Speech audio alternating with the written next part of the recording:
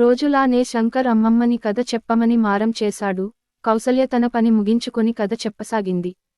అనగనగా సోమయ్య బాగా డబ్బు సంపాదించాడు. 3 కొడుకులకు పెళ్లిళ్లు చేసి ఆస్తినంతా ముగ్గురికీ పంచేశాడు. కొడుకులు వేరు కాపురాలు పెట్టారు. సోమయ్య తన భార్య బాగమ్మతో పాత ఇంట్లోనే ఉండిపోయాడు.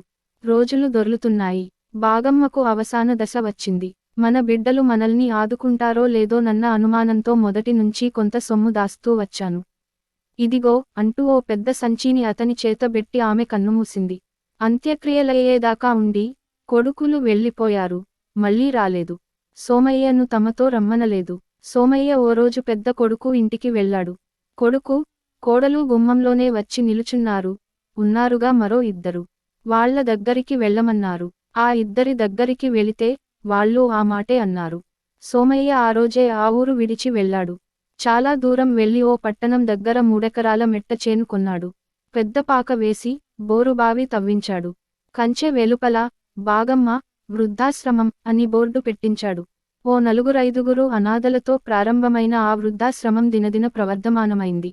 ఆశ్రమంలో ప్రహరీ గోడల వెంబడే టేకు చెట్లు నాటించాడు. సోమయ్య అందరూ కలిసి కూరగాయల సాగు చేశారు. వాటిని మార్కెట్లో వాళ్లు వచ్చి కొనుక్కుపోతున్నారు.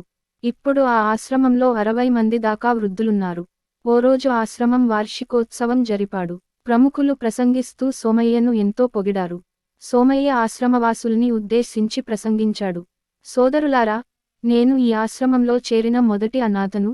ఇప్పుడు నాకు 60 మంది సోదరులు ఉన్నారు. ఈ ఆశ్రమం మన తల్లి. దీని ప్రగతికి పాటుపడదాం. వేళకు తిందాం, వేళకు పడుకుందాం. వ్యాయామం చేద్దాం. ఆరోగ్యం కాపాడుకుందాం. మన కోసం కాదు సుమా, రేపటి తరాల కోసం. ఆశ్రమంలో చేరాలన్న ఆశతో వచ్చి ప్రేక్షకుల నడుమ దిగాలుగా కూర్చుని ఉన్న సోమయ్య 3 కొడుకులు కూడా వర్ధిల్లాలి అంటూ బిగ్గరగా గొంతు కలిపారు. మీకు మా పోస్ట్ నచ్చినట్లయితే మరిన్ని ఆసక్తికరమైన పోస్ట్ల గురించి లైక్ మరియు సబ్స్క్రైబ్ చేయండి. సర్వే జన సుఖినో భవంతు. జై హింద్.